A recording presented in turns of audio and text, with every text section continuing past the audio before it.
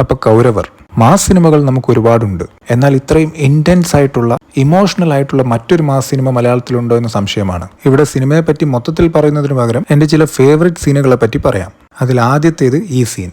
ഒരുപാട് riot scene അഥവാ കലാപ സീനുകൾ മലയാളത്തിൽ വേറെയും കണ്ടിട്ടുണ്ടെങ്കിലും കണ്ടുകൊണ്ടിരിക്കുന്ന നമ്മളെ ഇത്രയും ഇമോഷണലി എൻഗേജിംഗ് ആക്കുന്ന മറ്റൊരെണ്ണം ഞാൻ കണ്ടിട്ടില്ല. പോലീസുകാരുടെ കയ്യിൽ നിന്ന് രക്ഷപ്പെടണം, കുടുംബത്തെ രക്ഷിക്കണം, സ്വയം സംരക്ഷിക്കണം, അങ്ങനെ നായകന്മാർക്ക് ടാസ്ക് ഒരുപാടാണ്. പഴയ ജോഷി സിനിമകളിൽ ഒരു ട്രേഡ് മാർക്കായിരുന്നു സ്ലോ മോഷൻ ഫൈറ്റുകൾ. അത് നായർ സാബിലും ധ്രുവത്തിലും ലേലത്തിലും ഒക്കെ നമുക്ക് കാണാം. ഇവിടെയും അത് തന്നെയാണ് അദ്ദേഹം ഉപയോഗിച്ചിരിക്കുന്നത്. കാര്യം ഇതൊരു ആക്ഷൻ സീക്വൻസ് ആണെങ്കിലും പേടി, ടെൻഷൻ, ദേഷ്യം, വാശി, അങ്ങനെ പല പല എക്സ്പ്രഷൻസുകൾ ഈ സീനിൽ അഭിനയിച്ച എല്ലാവരുടെയും മുഖത്ത് മിന്നിമാഞ്ഞു പോകുന്നുണ്ട്. ഇനി അടുത്തത് ഈ സീൻ. നേരത്തെ പറഞ്ഞ സീനിന് തൊട്ടു മുമ്പ് വരുന്ന സീനാണിത്. പോലീസ് സ്റ്റേഷനിൽ നിന്നും വരുന്ന നായകൻ തന്റെ ഭാര്യയോട് ചെയ്ത ക്രൂരത തിരിച്ചറിയുകയും ശേഷം നേരെ തിലകന്റെ മുന്നിലേക്ക് ചെന്ന് ബാവാ എനിക്കൊരു ആയുധം വേണം, എനിക്ക് നല്ലവനാവണ്ട എന്ന് പറയുമ്പോഴുള്ള മമ്മൂക്കാടെ എക്സ്പ്രഷനും അത് കേട്ട ഉടനെ മൂപ്പരുടെ കയ്യിലേക്ക് ആയുധം വെച്ചു കൊടുക്കുന്ന തിലകനും ശേഷം പോലീസ് സ്റ്റേഷൻ അറ്റാക്ക് ചെയ്യാൻ വേണ്ടി ജീപ്പിൽ നിന്ന് ചാടി ഇറങ്ങുന്നതും അവിടെയും ഉപയോഗിച്ചിരിക്കുന്നത് ഒരു സ്ലോ മോഷൻ ഫൈറ്റ് ആണ്. തന്റെ ഭാര്യയെ ഉപദ്രവിച്ച വില്ലനായ പോലീസുകാരന്റെ അടുത്തേക്ക് നായകൻ എത്രയും പെട്ടെന്ന് എത്തണം എന്ന് പ്രേക്ഷകൻ ആഗ്രഹിക്കുമ്പോൾ കുറച്ച് നമ്മളൊന്ന് പിടിച്ചിരുത്തി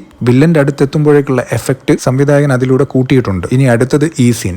നിന്ന നിപ്പിൽ നമുക്ക് ഗൂസ്ബംസ് കിട്ടുന്ന ഒരു സീൻ. അവർക്കിനി ഒരൊറ്റ ലക്ഷ്യം മാത്രമേ ഉള്ളൂ. അതുകൊണ്ട് തന്നെ ജയിലിൽ നിന്ന് ഇറങ്ങിയ അതേ ദിവസം തന്നെ ജയിലിന് പുറത്തു വെച്ച് പോലീസുകാരെ കയ്യേറ്റം ചെയ്താൽ അതൊരു പ്രശ്നമാവില്ല എന്നുള്ള ചിന്തയൊന്നും അവർക്കില്ല. ഒപ്പം നമ്മൾ ജയിച്ചടാ മോനെ എന്നുള്ള രീതിയിലുള്ള തിലകന്റെ എക്സ്പ്രഷനും. അടുത്തത് ഈ സീൻ. നായകനെ ഒരു എറ്റേണൽ കൺഫ്യൂഷനിലേക്ക് തള്ളിവിടുന്ന സീൻ. അത്രയും കാലം തന്റെ കൂടെ നിന്നവർക്കെതിരെ നായകന് തിരിയേണ്ടി വരുന്ന സീൻ. ഇനി അടുത്തത് ക്ലൈമാക്സ്. ഇവിടെ ഏറ്റുമുട്ടുന്നവരെല്ലാം പവർഫുൾ ആണ്, ഒപ്പം പരസ്പരം അത്ര ആഴത്തിൽ ബന്ധമുള്ളവരും. ഈ ക്ലൈമാക്സ് കാണുമ്പോൾ എപ്പോഴും തോന്നും, ആ 3 പേർക്ക് ആ കുട്ടികളെ ഉപദ്രവിക്കാതിരുന്നൂടെ? അവരുടെ ശത്രുവായ പോലീസുകാരൻ മരിച്ചില്ലേ, പിന്നെ എന്തിനിത് ചെയ്യുന്നു എന്ന്. ബട്ട് അവരത് ചെയ്യും, അതാണ് അവരുടെ പക. എന്നാൽ നായകൻ അത് ഡിഫെൻഡ് ചെയ്തേ പറ്റുള്ളൂ. അങ്ങനെ ഒടുക്കം ഭാവയെ തന്റെ സ്വന്തം കൈകൊണ്ട് നായകനെ കൊല്ലേണ്ടി വരികയാണ്.